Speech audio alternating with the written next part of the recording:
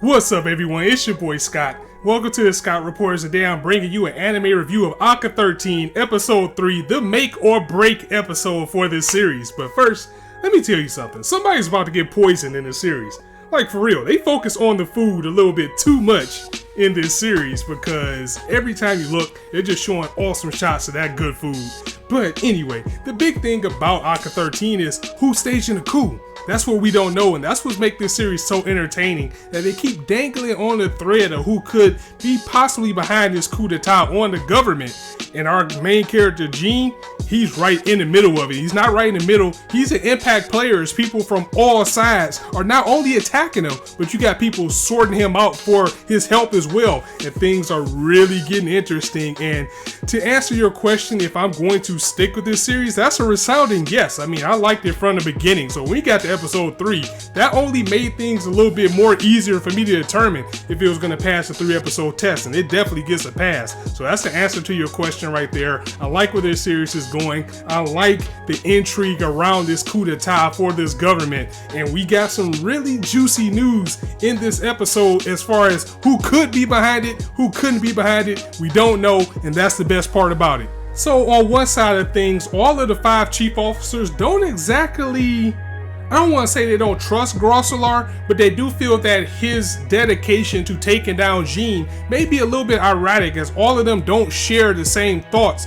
that he does. I mean, yeah, they feel that they should investigate the guy, but one thing in particular that they're not agreeing on is that he should have full control over Crow. They just feel that maybe he's doing a little bit too much to, oust John on this, and it's making him maybe look a little bit suspicious to some people because he's doing so much to make sure that he pretty much frames John. So it's kind of cool that that's happening because we see that not everybody is against John in this series. And with it being 3 episodes in, I think it's well past time for me to start learning who these characters are. I mean, we're on episode 3 and I really don't know any other 5 officers' names besides Grosselar. Meanwhile, John goes on his dinner date with Director General Mauve, and he had to be a dude for a minute because she was looking nice. So he took a time out to say, man, I'm so glad I stuck with this job, as the purpose for her inviting him to dinner was to recruit him in some sense because, like I said last week, she doesn't feel that keen about what's going on with this coup d'etat. And with John being in a position that he's in,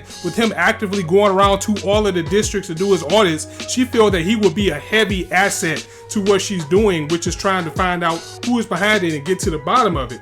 So with that being said, we're introduced to a character this week, this prince by the name of, his name was Schwan, Prince Schwan. And he is the next in line to be the king, because what we learn about the king is that he didn't have any sons. He had all daughters, and this Prince Schwan, is actually the son of one of his daughters. So the king is actually his grandson. And he's the next in line because when you're dealing with royalty, all of the power goes to the boy. And that automatically signal to me that he might be behind this coup because he already has plans to do things. Mainly is to pretty much separate the ACCA 13. He feels that all the power should be under the king, and that's what he wants to do once he is appointed. So that brings up a red flag with Mauve as well, because she says this guy's a straight up idiot. If power goes to him, everything is going to go to hell, and that's why she wants John's help to be there as a member of the inspection team to actively investigate this guy. As a matter of fact, for this coming of age ceremony for this prince, all of the big players are being invited, from the 5 generals to the people above him, or the 5 chief officers.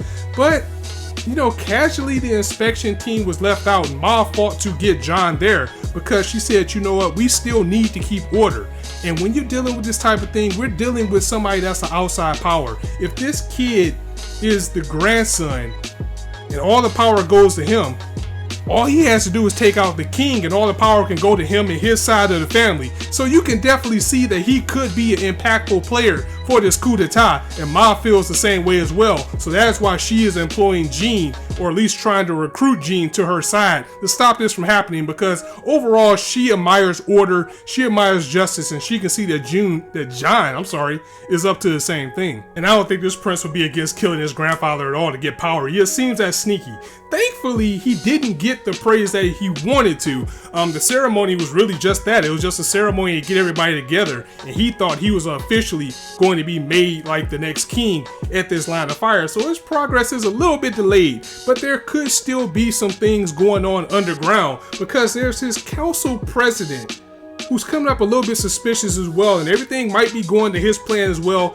Bottom line is, I think the king is in danger for somebody trying to take his throne. And something else that Mauve feels, she was like, this coup d'etat is not going to be within somebody in the ACCA 13. Our biggest danger is going to be somebody in an outside party. So focus is going to be put on that. And speaking of outside parties and interference, we also took catch base with Nico, or Crow, who conveniently is going to be at this ceremony as a journalist, but we know he's really there to investigate John. And Mauve, she's smart. She's like, you know what? I know everybody within the ACCA 13, so cut the act with me. I know that you're here. It'll be interesting to see how far she's going to go to get him investigated as well. And it's good to see that some people are on John's side, or Gene. I keep mispronouncing his name, because one of the 5 generals actually approached Gene and says that, you know what? I can tell when someone's lying. I can tell that you're genuine. This Grosselar dude, he may be going a little bit too far into things. It's beginning to make me speculate that he may be the one that is behind this coup d'etat. So with that being said, I want to recruit you. So now we got John being recruited by one of the 5 chief officers as well as Mauve. Everybody is vying for his expertise and what he can do.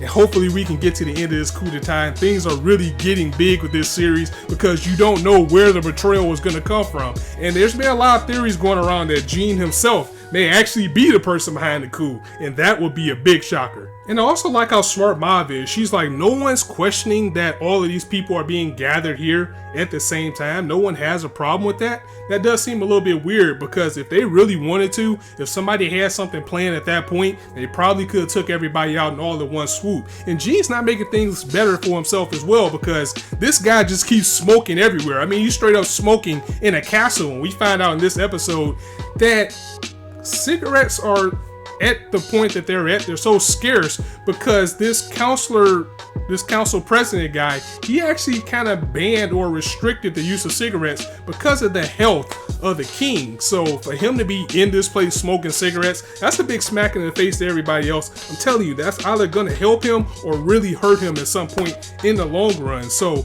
who's staging the coup? We don't know. I'm definitely going to be back here next week, and this is going to be a 12-episode run. So I can't wait to see when we're going to find out for that. So this ACCA 13 past 3-episode test, definitely yes, and I will be here next week for that. So guys, let me know what you thought of this episode in the comments, and your thoughts, your theories. Who do you think is behind the coup? I'm going to go ahead and get up out of here, guys. As I always say, you guys could be anywhere on YouTube right now, but you chose to listen to me.